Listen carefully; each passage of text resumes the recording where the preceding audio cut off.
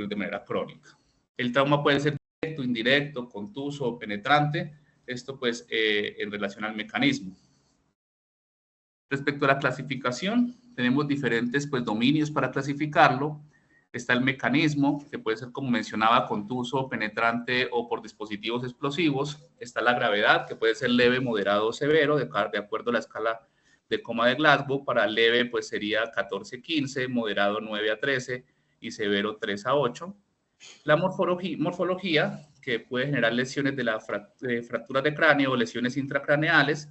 De las fracturas de cráneo, pues fracturas de la bóveda o de la base, y dentro de las lesiones intracraneales pueden ser focales, con hematomas epidurales, subdurales e intracerebrales, y difusos como la conmoción cerebral y la lesión axonal difusa.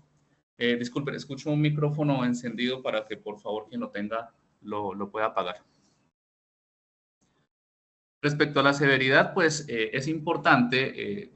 comprender al ingreso de los pacientes con trauma craneoencefálico su severidad. Generalmente esto lo relacionamos con la escala de coma de Glasgow, pero como vemos hay otros parámetros,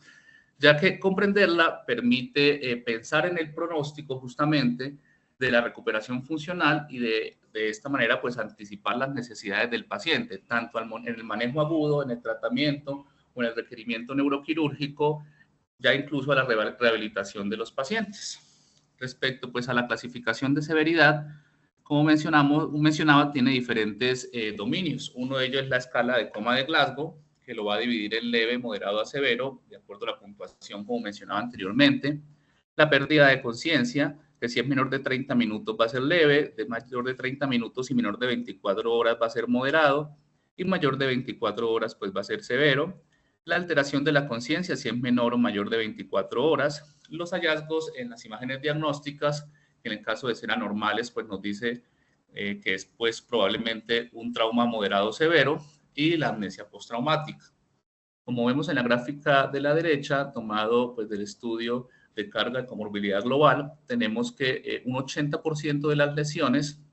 van a considerarse leves y tan solo el 20% moderadas severas, siendo solo el 10% severas, pues teniendo en cuenta que la severidad del trauma puede variar en el tiempo de acuerdo pues a cómo evoluciona el paciente de su parte clínica o a las imágenes diagnósticas, y esto es importante tenerlo en cuenta también. Respecto a la epidemiología, a nivel global, de acuerdo al estudio del Global Burden of Disease, nos dice que para el año 19 hubo una incidencia total de 27.160.708 casos de trauma craneoencefálico. Si vemos, comparándolo con el año de 1990, pues hubo un aumento importante de casos, pero realmente la tasa por 100.000 habitantes disminuyó de 3.46 a 3.66. Para Sudamérica correspondió un total de casos de ese mencionado de 282.386 casos, con una tasa que supera la media global, pero si observamos en el mapa, las tasas pues, de incidencia son mayores en otros países como en Rusia, en Australia, en India, en Arabia Saudita, en Europa Oriental. Respecto a las causas, pues muchas veces se correlaciona el trauma craneoencefálico con accidentes de tránsito, pero como observamos en la mayoría de países, la principal causa van a ser las caídas, que van a corresponder a un 74% de los casos, seguido de lesiones a peatones y pues accidentes de tránsito como tal. Como observamos en África, sí se ve una diferencia pues, de esta epidemiología en la que las lesiones de peatones y los accidentes de tránsito pues, tienen mayor preponderancia. En Colombia, el Instituto Nacional de Medicina Legal nos muestra cómo las muertes por causas externas son pues, una causa importante en nuestra población, observando para 2022 como un total de 30.437 muertes, las cuales correspondieron, de acuerdo a la manera, en homicidios principalmente, seguidos por accidentes de transporte y lesiones no intencionales. Entonces, si observamos las muertes por evento de transporte, la variable de acuerdo al diagnóstico topográfico correspondió en segundo lugar a trauma craneoencefálico precedido por el politraumatismo, teniendo en cuenta que entre los pacientes con politraumatismo pues también se encuentran los pacientes con TED, y pues esto obviamente haría aumentar la estadística. Lo mismo ocurre en el caso de homicidios y muertes no intencionales, en las que el trauma craneoencefálico corresponde a la segunda causa, antecedidos por el politraumatismo. Como podemos ver en el mapa, la tasa departamental de muertes violentas por 100.000 habitantes pues difiere en cada departamento. Al tener un país con tanta diversidad y un país inmerso en conflictos, obviamente aquellas zonas en las que pues el conflicto está más agudizado, donde se presentan mayores muertes por estas causas. Entonces, ya hablando acerca del pronóstico en TEC, para realizar este pronóstico podemos tener en cuenta diferentes variables. Uno, pues pueden ser las características demográficas de base de los pacientes, modelos pronósticos construidos en base a las variables con mayor correlación estadística con este pronóstico, sea de mortalidad o de desenlaces desfavorables, y los hallazgos tomográficos. Entonces, respecto a factores demográficos, tenemos que la edad y el sexo son las variables que más se han estudiado respecto a la posibilidad de mortalidad o de desenlaces desfavorables en estos pacientes. Principalmente la edad, como veremos en los estudios que mencionaré más adelante, la mayoría de modelos pronósticos y la mayoría de estudios incluyen la edad como un factor importante de pronóstico en estos pacientes con trauma craneoencefálico. Por encima de los 60 años se considera que la probabilidad de mortalidad aumenta hasta un 48%. Esto puede estar relacionado a diferentes factores como pues, las patologías de base que tengan estos pacientes, la fragilidad de los vasos sanguíneos pues, propios del alcance de la edad, el uso de anticoagulantes u otro tipo de medicamentos y la disfunción mitocondrial relacionada con la edad. Respecto al sexo, también se ha tratado de analizar cómo el sexo femenino es un factor de riesgo en los estudios, no tanto hacia la mortalidad intrahospitalaria, sino más hacia los desenlaces desfavorables a los 6 meses medido por la escala de resultados de Glasgow, principalmente en lo que se refiere al retorno al trabajo. En sí, pues los estudios pues sí son variables respecto a este factor. En algunos se mostraba que había más riesgo en los hombres, otros en mujeres, pero la mayoría mostraban el sexo femenino como un factor de riesgo. Principalmente en las mujeres posmenopáusicas, dado que las hormonas sexuales femeninas pues pueden ser neuroprotectoras. Respecto a la escala de coma de Glasgow, que es la escala que utilizamos principalmente, como mencionaba, para caracterizar la severidad del trauma, pero que también nos puede dar pues pronóstico del mismo, pues una escala muy antigua, introducida por primera vez en 1974 y en su estudio original pues se usó para establecer una descripción estandarizada del coma, ya que hasta ese momento los tratantes lo realizaban pues de acuerdo a su experiencia. Finalmente, como menciono, se convirtió en la escala más utilizada para valorar el estado neurológico. Mira 3 dominios, la parte ocular, verbal y motora, y da un puntaje de 1 a 15. Como mencionaba anteriormente, de acuerdo a ese puntaje, pues nos va a dar una severidad, pero los estudios y los análisis estadísticos, pues sí han cimentado una adecuada relación del resultado de la escala de coma de Glasgow con pronóstico, tanto para mortalidad temprana como para resultados desfavorables. Entonces, digamos, de base sí tenemos desde la estadística cimentado que la escala nos va a ayudar en este punto. Lo que quise llegar a diferenciar es si la escala de coma de Glasgow comparada con otro tipo de escalas que tuvieran otras variables, sean hemodinámicas, imagenológicas o clínicas, tenían una diferencia en la predicción respecto al pronóstico de estos pacientes. Entonces, pues encontré este estudio cuyo objetivo justamente era comparar la escala de coma de Glasgow con otras escalas para verificar la mortalidad hospitalaria a 24 horas y a los 30 días en los pacientes adultos con trauma craneoencefálico, en este caso en un entorno con recursos limitados. Entonces se comparó con la escala MGAP, que miraba pues el mecanismo de lesión, también mira el Glasgow, la edad y la presión arterial sistólica, con la escala GAP, que miraba también el Glasgow, la edad y la presión arterial sistólica, el RTS, que miraba la escala, que es la escala de trauma revisado, y miraba, pues, aparte del Glasgow, la presión arterial sistólica y la frecuencia respiratoria, y la escala de trauma de Kampala, que era, pues, como la más completa, que miraba la edad, la presión arterial sistólica, la frecuencia respiratoria, el estado neurológico y la escala de lesiones.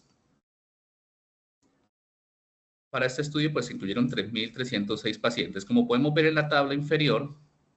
el área bajó la curva para la escala de coma de Glasgow respecto al pronóstico de mortalidad intrahospitalaria en las primeras 24 horas. No tuvo una diferencia importante con las demás escalas analizadas, solo superada levemente por la escala RTS.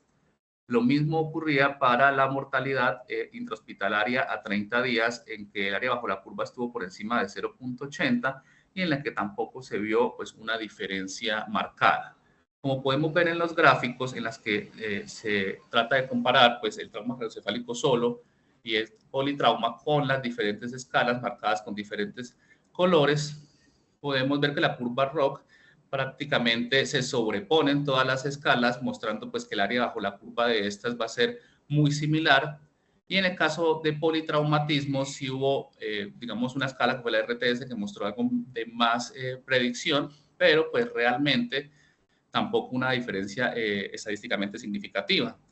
Finalmente podemos concluir a través del análisis de este estudio que aún utilizar la escala de coma de Glasgow sola sin tener en cuenta otras variables puede ser muy útil para tratar de determinar el pronóstico de estos pacientes respecto a mortalidad temprana y a 30 días y por tanto pues su uso puede aún seguir siendo generalizado. Respecto a los modelos pronósticos de trauma craneoencefálico, realmente se han analizado múltiples modelos. En este metaanálisis nos hablan que incluso hay 67 modelos que se han validado interna y externamente pues, en diferentes estudios, pero que el modelo CRASH y el modelo IMPACT son aquellos que tienen pues, una mayor fuerza estadística, son modelos derivados de grandes bases de datos y la mayoría de publicaciones los analizan para validarnos externamente. Entonces, finalmente, el metaanálisis realizado al respecto de estos modelos pronósticos en correlación con el pronóstico de mortalidad y desenlaces desfavorables tuvieron en cuenta principalmente el modelo IMPACT y el modelo CRASH, y en la mayoría se encontró que el área bajo la curva para la predicción de desenlaces desfavorables estuvo por encima de 0.70 en ambos casos. Si ya analizamos específicamente el forest plot de estos dos tipos de modelos en sus características básicas, porque como veremos más adelante, estos modelos tienen características básicas, tomográficas o en algún caso con laboratorios. En el modelo básico CRASH tuvo un área bajo la curva de 0.70 y el IMPACT de 0.73 como predictor para mortalidad a 6 meses, y el modelo pronóstico CRASH e IMPACT para pronóstico de desenlaces desfavorables también tuvo un área bajo la curva similar, 0.67 para CRASH y 0.74 para IMPACT. Entonces, realmente, pues podríamos utilizar cualquiera de los dos modelos. Entonces, iniciando a hablar del modelo CRASH, este modelo pues surge justamente del estudio CRASH en 2008, tomó pues de este estudio los 2008 pacientes con trauma craneoencefálico y también lo validó externamente con el modelo IMPACT. El estudio de IMPACT pues se realizó también muy cercano en el 2008 y lo que trataba de mirar era desarrollar y validar pues un modelo pronóstico para la muerte a los 14 días y para la muerte o discapacidad grave a los 6 meses después de una lesión traumática cerebral. Entonces, en base a esto, hicieron pues un modelo predictivo multivariable mirando cada una de las variables, cómo se correlacionaba con el pronóstico y cuáles tenían un mayor OR respecto a este pronóstico de mortalidad a 14 días y de muerte o discapacidad a 6 meses. Importante que se diferenció los países de altos ingresos con los países de bajos ingresos, ya que se encontró que había pues realmente una diferencia estadística entre ambos y pues se tuvo en cuenta dentro de la escala. Finalmente, las variables que se encontraron con mayor relación fueron la edad, la escala de coma de Glasgow, la reactividad pupilar, principalmente cuando había una arreactividad bilateral, y las lesiones extracraneales mayores. En base pues a este análisis, finalmente, pues se hizo una escala teniendo en cuenta unas variables clínicas como el modelo básico y un segundo modelo con tomografía.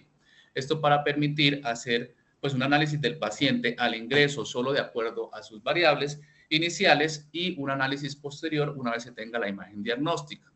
Como podemos ver en el gráfico de la izquierda, en la medida que pues el modelo tenía una mayor probabilidad de un puntaje más alto, también aumentaba el riesgo de desenlaces desfavorables y de mortalidad a 14 días. Entonces, esta es una imagen tomada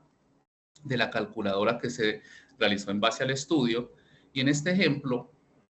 podemos ver cómo en un paciente colombiano menor de 40 años, con una escala de coma de Glasgow de 11, reactividad pupilar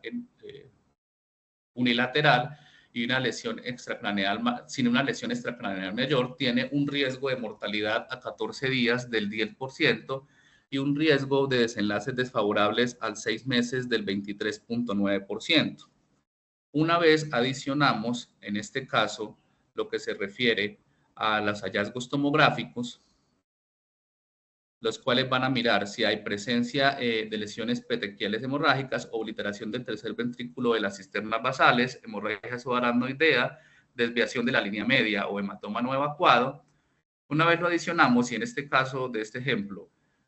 aplicamos que tuvo obliteración del tercer ventrículo y hemorragia subaracnoidea, el puntaje nos va a aumentar del riesgo de mortalidad a 14 días a un 13.5% y el riesgo de desenlaces desfavorables a 6 meses de un 24.4%.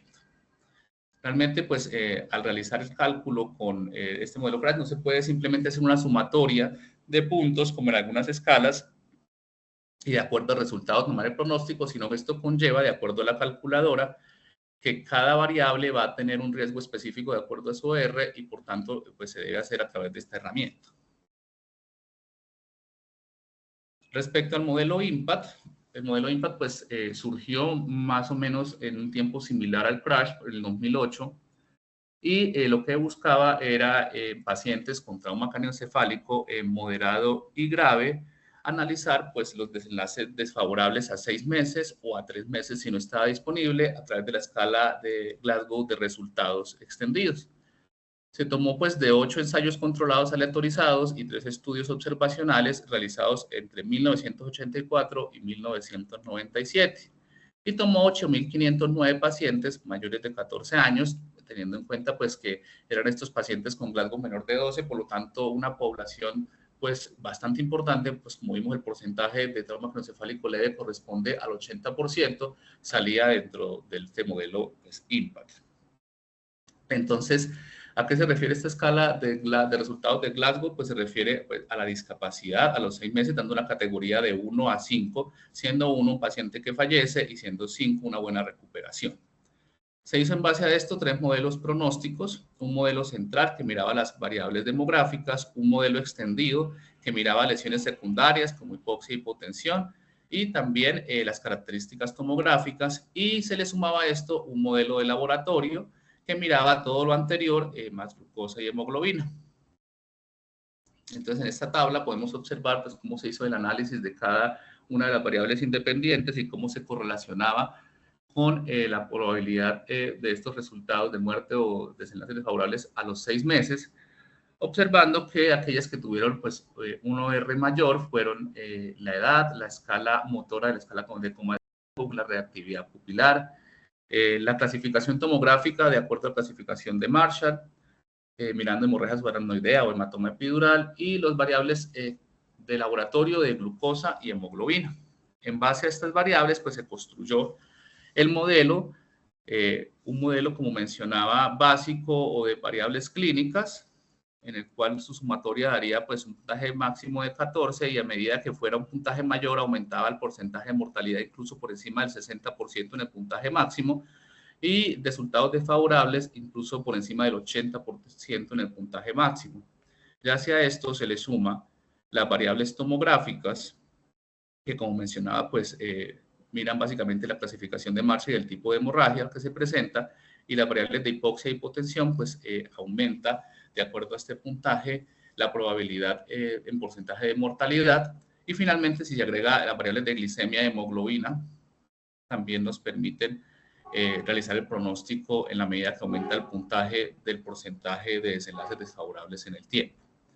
Al igual que sucede con la escala anteriormente mencionada, pues esta escala requiere una calculadora específica, no se trata solo de suma de puntajes, se toman pues todas estas variables ya mencionadas y por ejemplo en este caso de un paciente de 65 años que de acuerdo a la escala motora solo localiza ante el dolor y tiene reactividad pupilar unilateral, tiene una probabilidad de mortalidad del 41% y una probabilidad de desenlaces desfavorables del 60%. Si a esto le sumamos que tiene hipotensión, pero curiosamente, a pesar de los hallazgos clínicos, solo tiene una escala de Marshall tipo 2, que ya la miraremos más adelante, en los hallazgos tomográficos, la mortalidad va a disminuir de 41 a 33% y de 60 a 55%. Y si vemos las variables de de laboratorio también nos modifican de una manera importante este pronóstico de mortalidad y desenlaces desfavorables, ya que si se encuentra dentro de un rango que es aceptable, va a disminuir la mortalidad a un 16 y va a disminuir los desenlaces desfavorables a un 41. Entonces, de acuerdo a estos resultados, pueden aumentar o disminuir estos pronósticos en porcentaje. Ya respecto a hallazgos tomográficos, en primer lugar tenemos la escala de Marshall. La escala de Marshall fue descrita originalmente en 1991 y estaba pues basada en una gran cohorte de casos de traumatismo craneoencefálico descritos en 1990. A pesar de ser una escala que tiene más de 30 años, aún se sigue utilizando por encima de otras como la escala de Rotterdam. Y lo que trata de mirar es reflejar los cambios en el volumen intracraneal dados por desplazamiento de la línea media, por colapso de los ventrículos, y nos ayuda a predecir el riesgo de hipertensión intracraneal y el pronóstico de los adultos respecto a desenlaces desfavorables con la escala de resultados de Glasgow. Entonces, esta escala de Marshall nos va a dividir las lesiones en lesiones difusas tipo 1 cuando es un TAC normal y obviamente la hipertensión intracraneal pues va a ser nula y va a haber resultados buenos en el 100%. Una lesión tipo 2 que corresponde al 37.2% de los pacientes de acuerdo al estudio original, en el que se observan pequeñas lesiones menores de 25 cc, no hay compromiso cisternal ni desplazamiento en la línea media mayor de 5 milímetros, y hay una incidencia de hipertensión intracraneal del 28.6%, con una probabilidad de 33.3% de malos resultados a 6 meses en este caso. La lesión difusa tipo 3 ya se refiere a cuando las cisternas están comprimidas o ausentes, pero no hay un desplazamiento de la línea media mayor a 5 milímetros, ni una lesión mayor a 25 cc, con una incidencia de hipertensión intracraneal de 63.32% y una probabilidad de malos resultados del 55%. La tipo 4, ya en esta se encuentra un desplazamiento de la línea media mayor a 5 milímetros, pero no hay lesiones mayores a 25 cc, y si están las cisternas comprimidas, con una incidencia de hipertensión intracraneal del 100% y de malos resultados del 100%. Entonces vemos que en este tipo 4 es la que presenta un peor pronóstico. La tipo 5 es la masa evacuada, que es cualquier lesión evacuada y nos disminuye la incidencia de hipertensión intracraneal a 65% y prácticamente 50 y 50 de buenos y malos resultados. Y la tipo 5, la tipo 6 ya es la masa no evacuada, que corresponde a un 13.8% de los pacientes, que son lesiones mayores de 25 cc no evacuadas, generalmente que están en la línea media, que pueden colapsar los ventrículos, y que tiene pues, una incidencia de hipertensión intracraneal del 84% y de malos resultados del 76%. Respecto a la escala de Rotterdam, esta escala incluye 4 elementos puntuados de forma independiente, al igual que el sistema Marshall incluye pues, grados de compresión de la cisterna basal, grados de desplazamiento de la línea media. Sin embargo, no incluye contusiones, sino que restringe las lesiones de masa a hematomas epidurales y añade la hemorragia subaracnoidea e intraventricular. De acuerdo a esto se da un puntaje, al puntaje total se le va a sumar un punto adicional y de acuerdo al resultado se puede predecir la mortalidad a 6 meses, siendo una puntuación de 1 del 0% y una puntuación de 6 del 61%. Entonces, en estas imágenes, para ejemplificar, en la imagen pues, de la izquierda podemos observar una hemorragia intracerebral frontal, al parecer de menos de 25 cc, en la cual hay un desplazamiento de la línea media, se ve parcialmente comprimidos los ventrículos, no se ve hemorragia intraventricular, y en la cual podríamos clasificar, de acuerdo a estos hallazgos, en una escala de Marshall tipo 4 y una escala de Rotterdam también tipo 4, ya que no tiene hematoma epidural ni hemorragia subaracnoidea, con una tasa de mortalidad de acuerdo a Rotterdam por encima del 20% y una probabilidad de hipertensión intracraneal de acuerdo a Marshall del 100%. En la imagen de la derecha ya podemos ver una hemorragia intracerebral pues de mayor tamaño que supera los 25 cc, de hecho es heterogénea con alto riesgo de presentar aumento del hematoma, que tiene desplazamiento de la línea media, que tiene sangrado intraventricular, que colapsa los ventrículos y en los que se observa también zonas de hemorragia subaracnoidea, lo cual nos daría el puntaje máximo para Marshall de 6 y para Rotterdam de 6. También se ve un pequeño hematoma epidural, lo cual pues suma la puntuación total para Rotterdam, lo cual nos muestra que la probabilidad de mortalidad es muy alta, por encima del 60%, y la probabilidad de hipertensión intracraneal también es muy elevada, por encima del 80%, con una probabilidad de complicaciones prácticamente del 100% a 6 meses. Entonces, ¿cuál es la utilidad de estas dos escalas respecto a la predicción de los pacientes respecto a mortalidad o desenlaces desfavorables? Entonces, en este estudio se trató de analizar esta parte. Es una revisión retrospectiva de un centro de trauma nivel 1 en el que se analizaron pacientes con trauma craneoencefálico y un Glasgow muy deprimido de 3 a 5, pues adultos mayores de 18 años. Esto es respecto pues a mortalidad al alta, y se encontró que en la escala de Rotterdam, que tuvieron una total de 6 puntos, predecía la mortalidad o generaba mortalidad en 90% de pacientes, y la escala de Marshall, que tuviera 6 puntos, en un 69.2% de pacientes. Lo que se evidenció es que la razón de probabilidades de morir por TEC grave para pacientes en coma con una puntuación de Rotterdam mayor a 4 en comparación con menor a 4, tuvo un OR de 17, en tanto que para Marshall, con una puntuación mayor a 4 frente a uno menor a 4, el OR fue solo de 11. De hecho, pues de acuerdo a varios estudios que analicé, en muchos de ellos, pues se da una mayor fuerza pronóstica a la escala de Rotterdam, a pesar de que la escala de Marshall es la más utilizada. Entonces, realmente, pues se menciona que podría con el tiempo entrar en desuso esta escala y darse mayor preponderancia a la escala de Rotterdam. Ya hablando de ACV hemorrágico, pues tenemos que el ACV hemorrágico se va a referir a una lesión cerebral atribuible a una extravasación aguda de sangre hacia el parénquima cerebral a partir de la rotura de un vaso sanguíneo. De acuerdo a las estadísticas dadas por la Sociedad Americana del Corazón y la Sociedad Americana de Stroke para el 2022, el 10% de los ACVs que se producen en Estados Unidos cada año, que corresponde más o menos a 795,000 casos, pues corresponden a hemorragia intracraneal o un ACV hemorrágico. La mortalidad es mayor que respecto al ACV isquémico, hasta como un 30-40%, y la tendencia hacia la disminución es mínima. Entonces, respecto a la etiología, puede existir una hemorragia intracerebral espontánea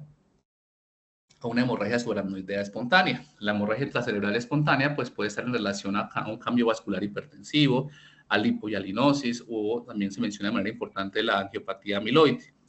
La hemorragia subaracnoidea puede estar en relación a aneurisma roto o a malformaciones arteriovenosas en general.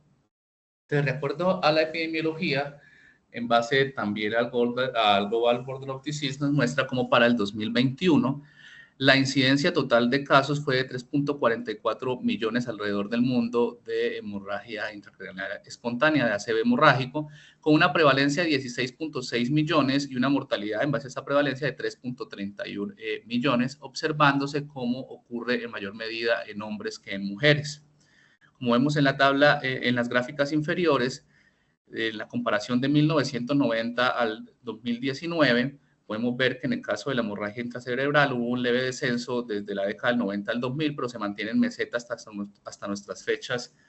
ese tipo de patologías. Y la hemorragia subaracnoidea, pues realmente ha tenido una variación muy mínima, muy escasa, con leve progresión hacia el descenso. Respecto a la mortalidad, sí se ha observado pues, que hubo una disminución de mortalidad, sobre todo de la década del 2000 a 2010, pero pues, a partir de la década del 2010 también se ha mantenido en meseta pues, esta tasa de mortalidad. La epidemiología en Colombia realmente es muy escasa. El DANE no nos diferencia entre la mortalidad del ACV isquémico o hemorrágico, lo mencionan pues, globalmente como accidente cerebrovascular, y obviamente esto no está evidenciado tampoco en las estadísticas del Instituto Nacional de Medicina Legal. El último estudio que pues, mostró un análisis respecto a este epítope es uno realizado por el Observatorio Nacional de Salud de carga de enfermedad por enfermedades crónicas no transmisibles, realizado para 2015, y en el que se observa pues, para el año 2014 una incidencia total de 1.567 casos en hombres, con una prevalencia de 10.036 casos y una mortalidad de 3.248 casos. Y para mujeres, una incidencia total de 1.408 casos, también pues evidencia que es menor respecto a los hombres, con una prevalencia de 9.912 casos y una mortalidad de 3.882. Respecto a los factores de riesgo específicos que pueden generarnos un pronóstico de malos resultados a un tiempo específico, sea a 90 días o a 6 meses, tenemos este estudio que analizó pues del 2010 al 2015, se reclutaron 3.000 pacientes con hemorragia intracraneal espontánea en 19 centros con una distribución que trataba de que fuera multirracial, personas blancas, personas negras y personas hispanas, y en las cuales pues se examinaron las características individuales, tanto demográficas, las comorbilidades de base y las complicaciones y eventos intrahospitalarios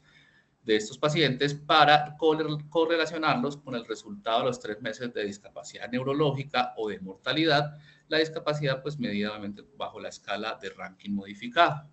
Entonces se pudo observar que las variables que tuvieron respecto a la parte demográfica un mayor peso estadístico fueron la edad, con un OR de 1.04 que aumentaba en 1 pues, por cada año que aumentaba la edad. Las comorbilidades, entonces, dentro de las que principalmente se correlacionaron con el pronóstico pues, de presentar estos resultados desfavorables, fueron la historia previa de ACV con un OR de 1.77, la FA con un OR de 1.74 y el uso de beta bloqueadores. Y dentro de las complicaciones y eventos intrahospitalarios que se correlacionaron con un pronóstico malo respecto a estos desenlaces a los 3 meses, fueron pues la infección, las necesidades de intervención quirúrgica, el tratamiento de la presión intracraneal que tuvo el OR mayor de 3.97, el drenaje intraventricular y la traqueotomía. Perdón, la traqueotomía tuvo el OR mayor de 15.82. Entonces, pues digamos, estos pacientes realmente los que tenían mayor número de complicaciones y los que ingresaron con una lesión de mayor severidad, por tanto, pues es esperable que sean los que tengan pues una mayor tasa de complicaciones posteriores. Pero sí podemos tener en cuenta las características demográficas y las comorbilidades dentro de nuestro esquema mental de pronóstico para estos pacientes con ACV hemorrágico. Una de las escalas que tenemos para el pronóstico de estos pacientes va a ser la escala ICH. La escala ICH se hizo en base a un estudio realizado en 2001 y lo que trata de mirar es mortalidad a los 30 días, que obviamente aumenta en la medida que la puntuación de esta escala aumenta. Entonces, en este estudio, pues se revisaron los registros de todos los pacientes con hemorragia intracraneal aguda que acudieron a la Universidad de California durante el 1997 y 1998. Y en base a esto, pues se analizaron, identificaron los predictores independientes de mortalidad a 30 días y aquellos que tenían, pues, un OR pues, más alto se tomaron para realizar la escala. En este caso específico, los que se encontraron con el OR mayor fueron la escala de coma de Glasgow, sobre todo si era de 3 a 4, menor a 3 a 4, el volumen de la hemorragia intracraneal, principalmente el punto de corte eran 30 mililitros, la hemorragia intraventricular, si existía o no, la hemorragia infratentorial. Aquí podemos ver que el sitio donde se origina la hemorragia también va a ser diciente del pronóstico, eso lo miraremos un poquito más adelante, y la edad, mayor o menor de 80 años, en la medida que pues aumenta el puntaje de la escala ICH, aumenta el porcentaje de mortalidad, incluso un puntaje de 5 nos da una mortalidad cercana al 100%, muy similar a un puntaje de 4. Entonces, de acuerdo a estas variables que son realmente sencillas, que después eso se requiere en la parte clínica y tomográfica, podemos llegar a analizar el pronóstico de estos pacientes. Otra de las escalas es el FUNC Score. El FUNC Score pues, se realizó un poco después, en el 2008, y lo que trataba de analizar pues, era, en este caso, no mortalidad, sino el estatus funcional. En esta escala, digamos, los puntos se suman no de acuerdo a que las variables sean negativas, sino que las variables tengan resultados positivos. Por ejemplo, en el caso del volumen intracraneal, si era menor de 30, pues sumaba 4 puntos. En el caso de la edad, si tienen menos de 70 años, suma 2 puntos. En el caso de la localización de la hemorragia intracraneal, si es lobar, en la que se evidencian pues, menos complicaciones, va a tener 2 puntos. Si la escala de coma de Glasgow es mayor de 9, 2 puntos. Y si el estado previo cognitivo del paciente era normal, pues va a sumar 1 punto. Entonces, realmente, a mayor puntuación de esta escala, va a haber una mayor probabilidad de funcionalidad a los 90 días. Es al contrario de todas las escalas mencionadas anteriormente. Y podemos observar cómo en la medida que la puntuación aumenta, pues también aumenta la probabilidad de que el paciente tenga una adecuada funcionalidad a los 90 días. Entonces podemos ver cómo para la cohorte solo de supervivientes, que es la barra blanca, para un puntaje de 11 prácticamente se alcanza por encima del 95% la probabilidad de una funcionalidad adecuada a este tiempo. Muy similar pues con la cohorte entera. Y en la medida que el puntaje pues va disminuyendo, también va disminuyendo la probabilidad de estos resultados funcionales favorables. Ya finalmente hablando de predictores de neuroimagen, tenemos que hay varios predictores que nos van a servir para pensar la posibilidad tanto de crecimiento del hematoma en las primeras 24 horas, como el pronóstico en base a esto, mortalidad y también a desenlaces desfavorables. El primero de ellos, pues, es el volumen del hematoma, como vimos en los estudios anteriores, pues es uno de los predictores más fuertes de mortalidad a 30 días y de resultado funcional. Entonces, si tenemos, casi siempre el punto de corte son 30 mililitros, si tenemos un hematoma menor de 30, la tasa de mortalidad pues va a ser menor del 20%. En tanto que si tenemos un volumen del hematoma por encima de 60 mililitros, la tasa de mortalidad ya sube prácticamente un 90%. Entonces, ¿cómo calculamos el volumen del hematoma? Vamos a hacer a través de esta fórmula que nos va a dar el volumen en centímetros cúbicos, en el que multiplicamos A por B por C dividido 2, donde A corresponde a la longitud lineal máxima, mirando el corte de la tomografía, donde el hematoma tenga el mayor diámetro. B va a corresponder a la anchura máxima o máxima extensión, perpendicular pues a lo que se refería a la longitud A, también en el corte donde se encuentre pues el ancho máximo, y C se refiere al grosor de la hemorragia, que se obtiene al multiplicar el número de cortes en que la hemorragia es visible y se quita el corte inicial y el corte final. De acuerdo, esta fórmula nos da el volumen y pues como mencionaba va a ayudarnos a la predicción de estos pacientes. Respecto a la localización de la hemorragia intracerebral y cómo esto afecta al pronóstico, podemos observar en este estudio en el que se tomaron 2.066 pacientes del estudio Interact2, en el cual pues se trató de evaluar la asociación de los sitios en los que se encontraba la hemorragia intracraneal y los posibles malos resultados. Estos malos resultados, desde la muerte o la discapacidad importante, medidos por la escala de ranking modificado y también por la puntuación de utilidad de la escala europea de calidad de vida a los 90 días, observándose cómo los sitios que tenían un mayor pronóstico de complicaciones eran los que se encontraban en el tálamo, los que se encontraban en la rama posterior de la cápsula interna y principalmente los infratentoriales, a tenerlo en cuenta en el análisis de nuestro paciente respecto a los hallazgos tomográficos. También la forma y la densidad del hematoma, pues es un factor pronóstico importante. En un estudio realizado en 2009 por Barras y colaboradores se realizó esta escala en la que pues se comparan estas formas dividiéndolos en homogéneos o regulares o heterogéneos e irregulares, si se trataba de homogéneos de la puntuación de 1 a 2 y heterogéneos de la puntuación de 3 a 5, observando cómo el crecimiento del hematoma fue significativamente mayor en los hematomas grandes, heterogéneos e irregulares, y cómo el pronóstico de estos pacientes se hace más sombrío cuando se presentan estas características. La expansión del hematoma pues también es un factor importante, ya que se ha demostrado pues, que la expansión del hematoma puede ocurrir en el 30% de los pacientes con hemorragia intracraneal, principalmente ocurre en las primeras 6 horas y se considera que es un predictor modificable de mal resultado. Entonces, el crecimiento del hematoma nos va a dar una mayor mortalidad acumulada y una tasa de dependencia funcional a largo plazo. Cuando se considera que hay un crecimiento del hematoma, cuando aumenta por encima de un 33% o más de 6 mililitros en el volumen, aunque en algunos estudios menciona 12 mililitros. Por eso la Sociedad Americana del Corazón y la Sociedad de Stroke para el 2022 en las guías menciona que debería realizarse un control tomográfico las primeras 24 horas después de presentada la lesión. Obviamente, esto puede variar de acuerdo a la evolución neurológica del paciente o a las características clínicas que veamos en él. Finalmente, hay unos marcadores de imagen pues, importantes que nos van a ayudar a predecir cuando hay una alta probabilidad de que haya una expansión de ese hematoma. Y obviamente, al haber una expansión de ese hematoma, también va a empeorar el pronóstico de mortalidad y va a empeorar el pronóstico de desenlaces desfavorables.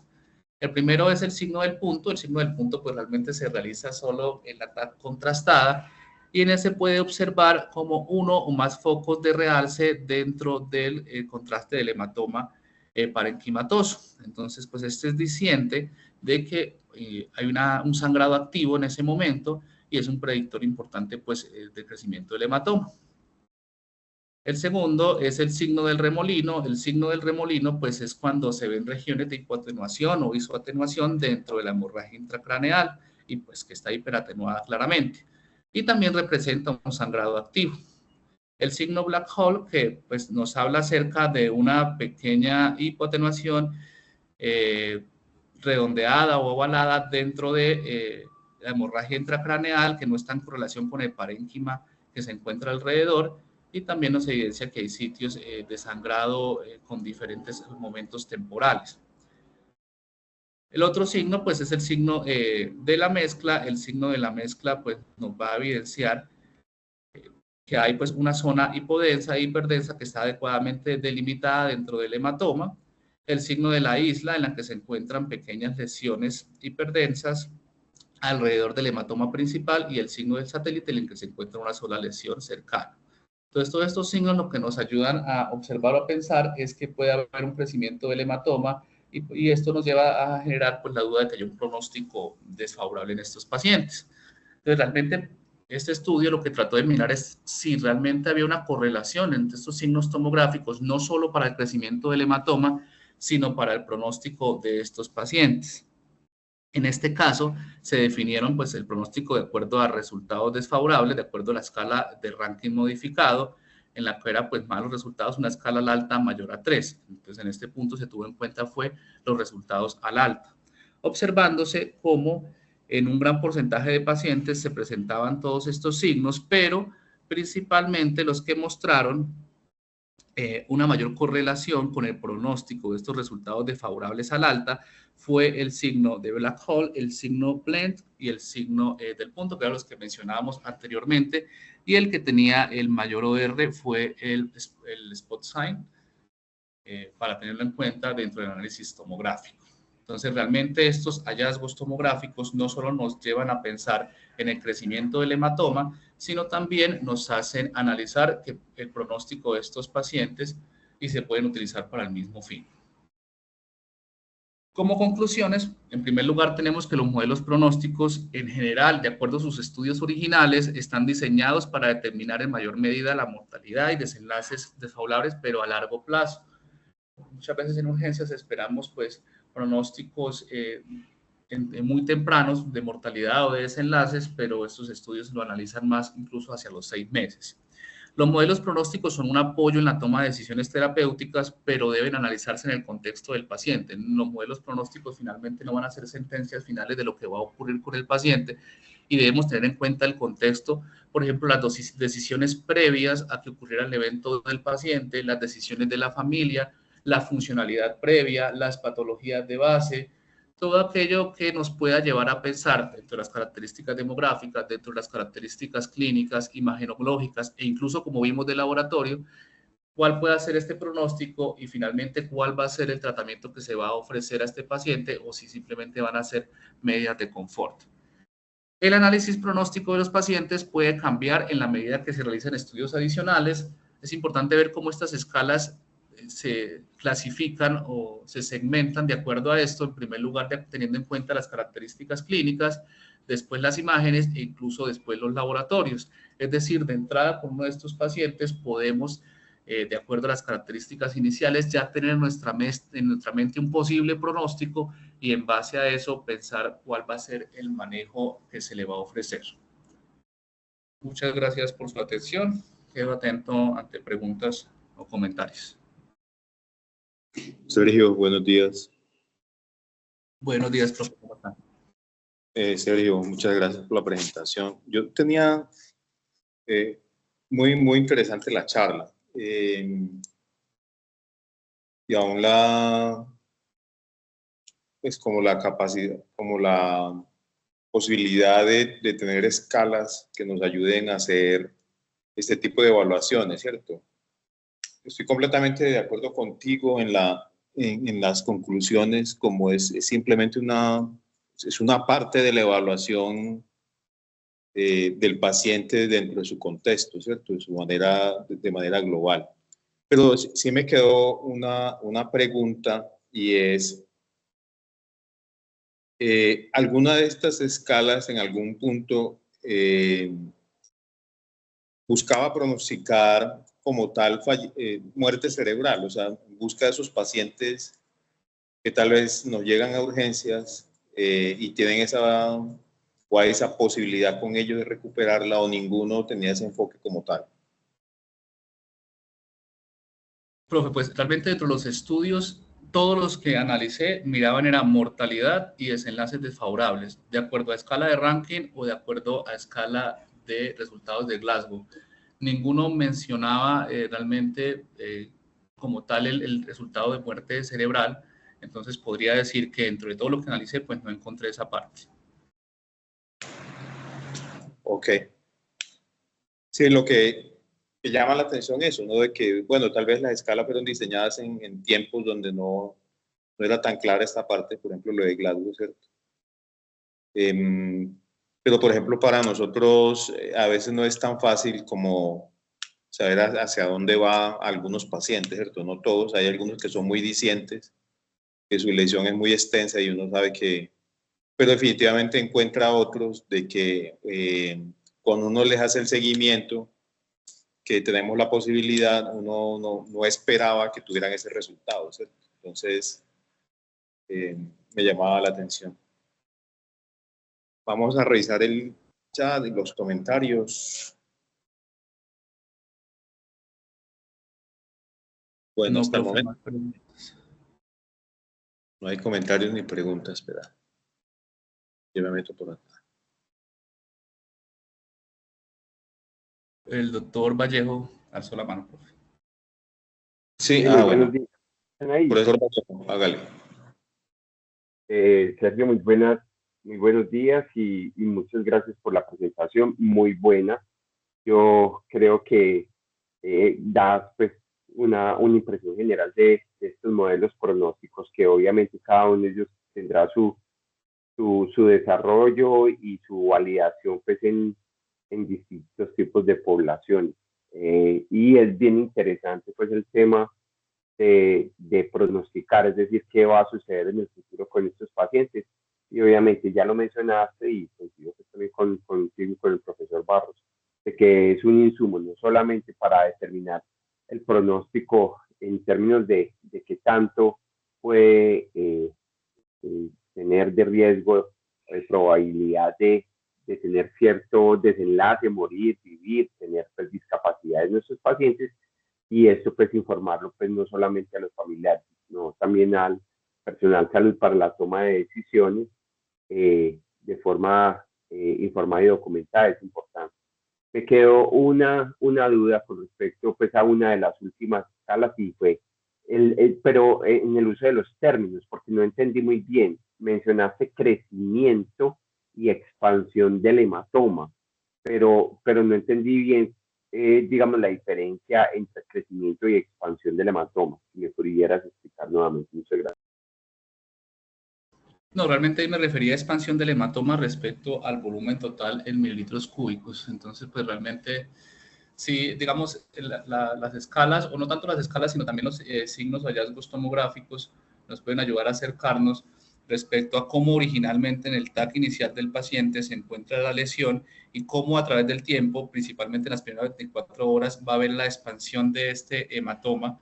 lo cual pues es diciente no solo de complicaciones o de requerimiento de intervención neuroquirúrgica, puede que inicialmente se requiere y después no se requiere, después sí se requiera, sino también del pronóstico en mortalidad y en desenlaces desfavorables, como vimos que están en una relación estrecha en este tamaño del hematoma. Entonces, si hay un hematoma menor de 30 mililitros, pues el pronóstico de mortalidad, como mencionaba, va a ser menor de 20%,